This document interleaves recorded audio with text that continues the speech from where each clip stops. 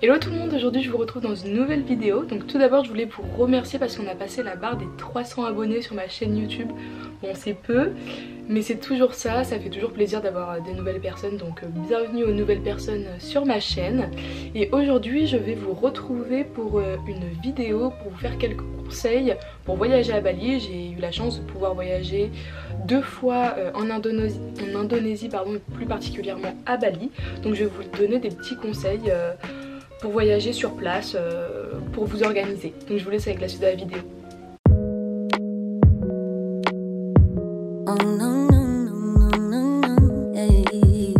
Donc comme vous avez pu le voir, j'ai une nouvelle petite intro.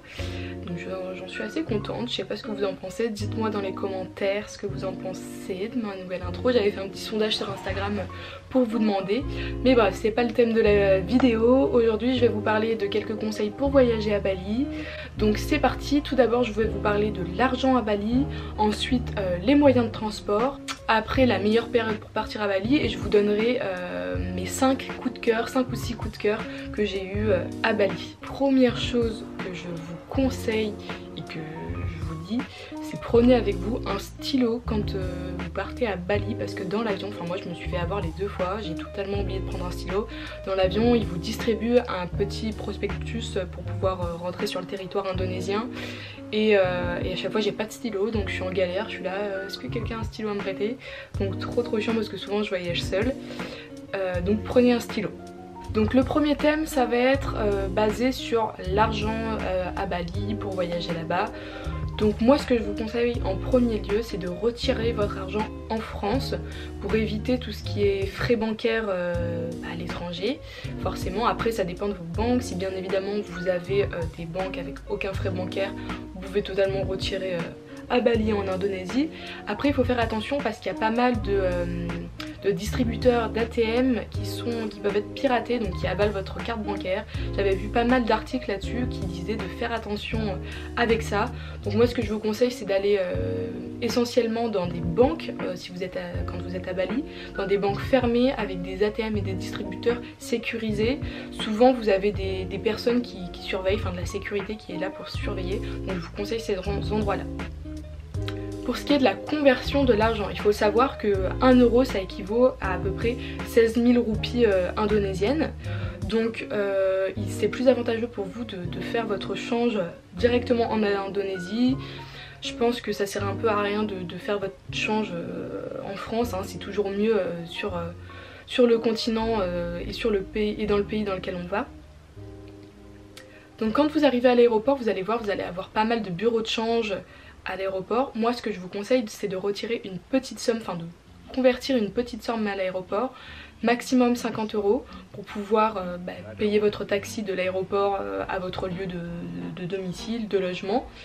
Parce que les taux de change sont beaucoup moins intéressants à l'aéroport et ils sont beaucoup plus intéressants en ville. Enfin, à l'aéroport il me semble que moi j'avais essayé de chercher les plus avantageux et le taux de change était environ, pour l'euro hein, bien évidemment, de 13 500 roupies, alors qu'en ville vous pouvez trouver jusqu'à 16 000 voire 16 500 roupies, donc c'est quand même beaucoup plus avantageux. Après comme on n'a pas le choix pour payer notre taxi, c'est ce que je vous conseille.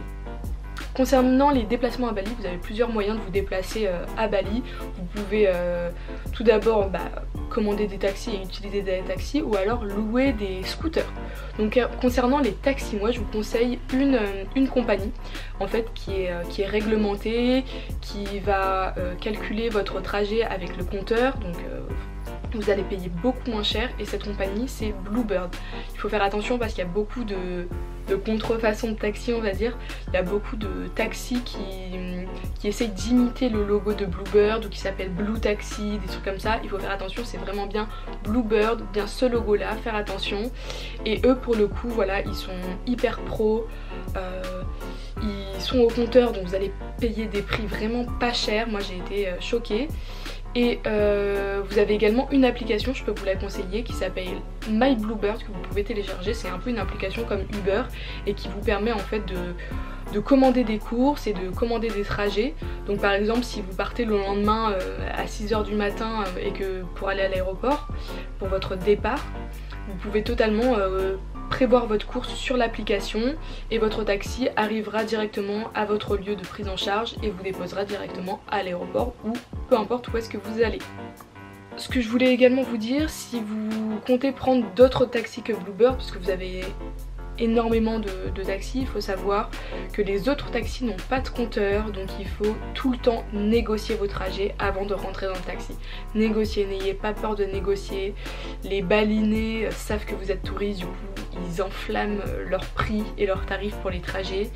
Des fois c'est aberrant, ça coûte plus cher qu'en France limite.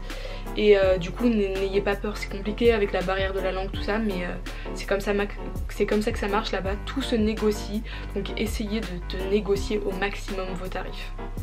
Une autre application qui peut être pas mal, c'est Gojek, donc je vous mets aussi le lien ici, pour vous déplacer à Bali. C'est comme le même système que Uber, comme My Bluebird, seulement là vous avez une possibilité d'avoir des taxis moto si je me trompe pas, ou des taxis scooters, donc ce qui vous permet de vous déplacer beaucoup plus rapidement, parce qu'il faut savoir qu'à Bali il y a beaucoup de trafic, beaucoup d'embouteillages dans les villes et on peut mettre énormément de temps à traverser plusieurs villes, alors qu'en scooter c'est beaucoup plus rapide. Donc les taxis motos sont très avantageux et également peu cher, ça c'est peu cher. Après j'ai jamais utilisé Gojek, donc je peux pas trop vous dire, je sais qu'il y a cette application qui existe.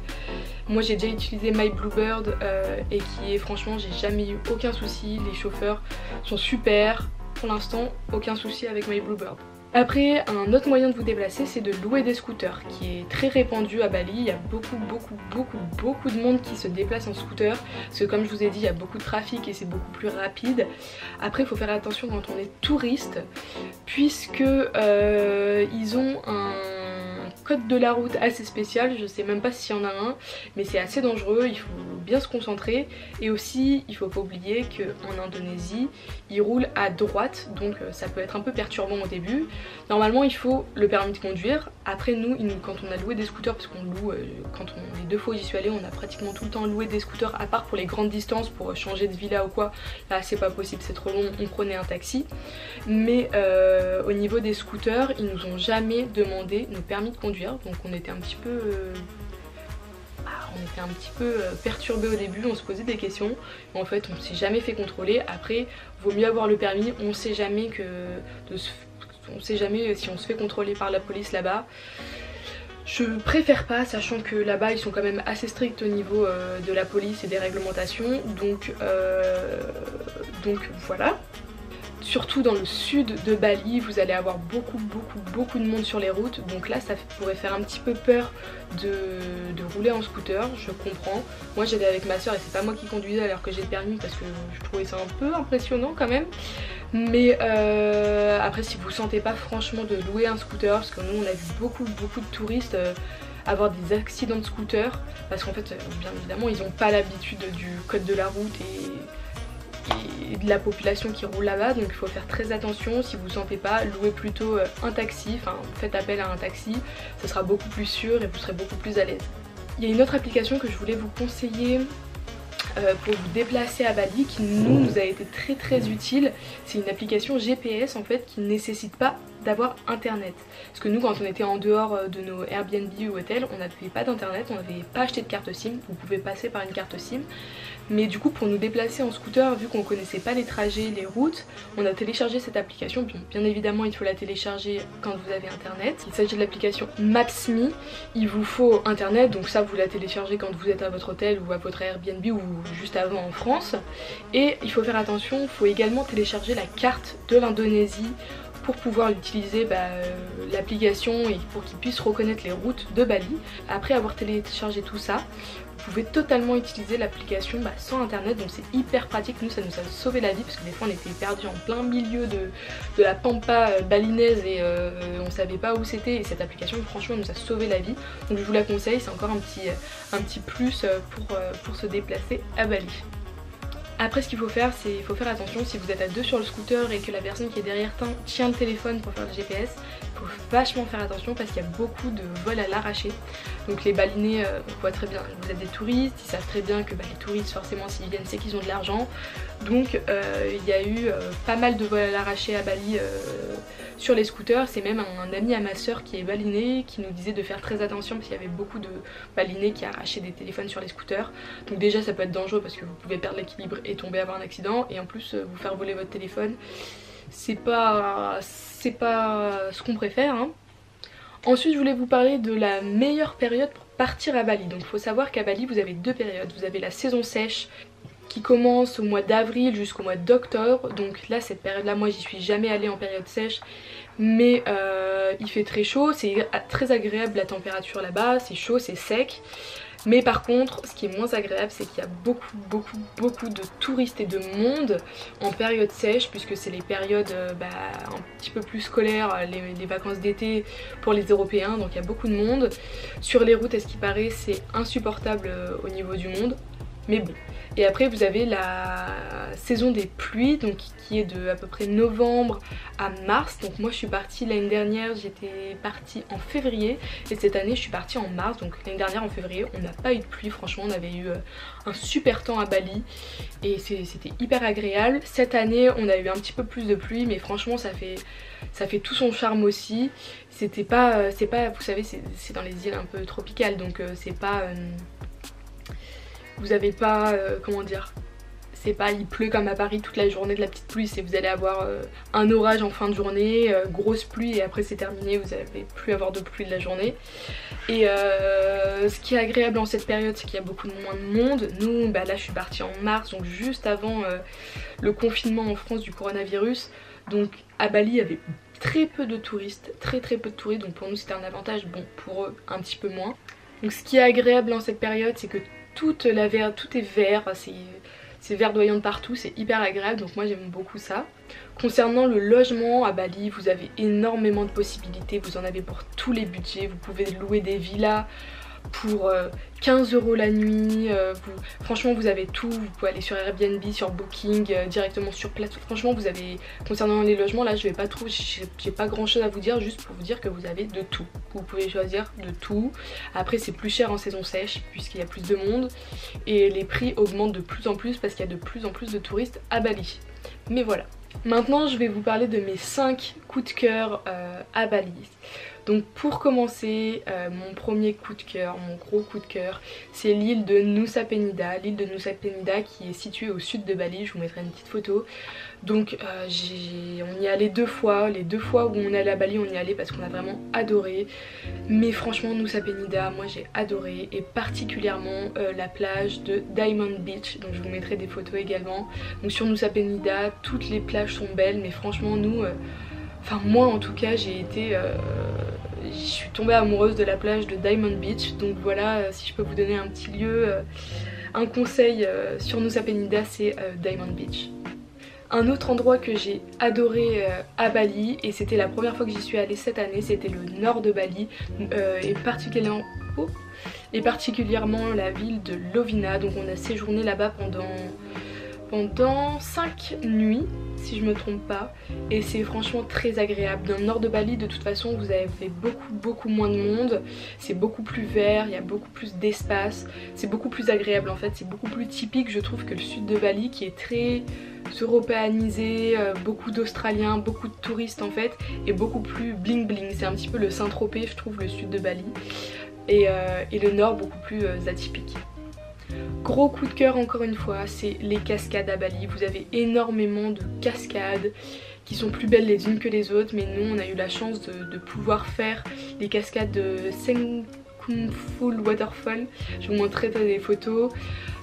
C'est un petit peu physique parce qu'il faut, ça descend vachement, il y a beaucoup de marches, il faut pas mal marcher, mais c'était super. En plus on a eu de la pluie à ce moment là, donc c'était, je sais pas, il y avait une atmosphère hyper particulière, et c'est également dans le nord de Bali.